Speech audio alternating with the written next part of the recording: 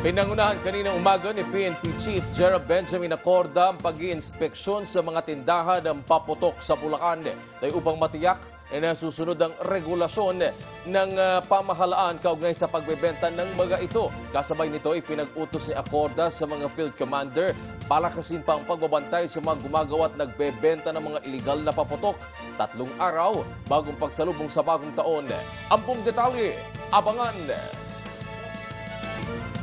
Araw ngayon ng Biyernes, ika-29 ng Disyembre. Magandang tanghali. Napapakinggan din tayo sa Radyo Agila DZEC 1062. Ako si Gianna Llanes. Ako naman si Wedge Kojama at narito mga balitang tinutukan ng Mata ng Agila.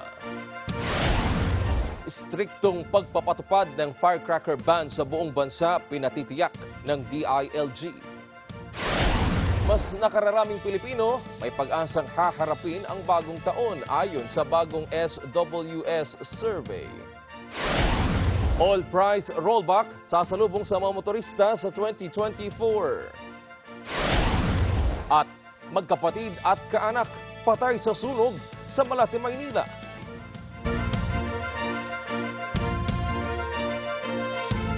Alas 12:03 ng tanghali sa detalye ng mga balita, umakyat na ho sa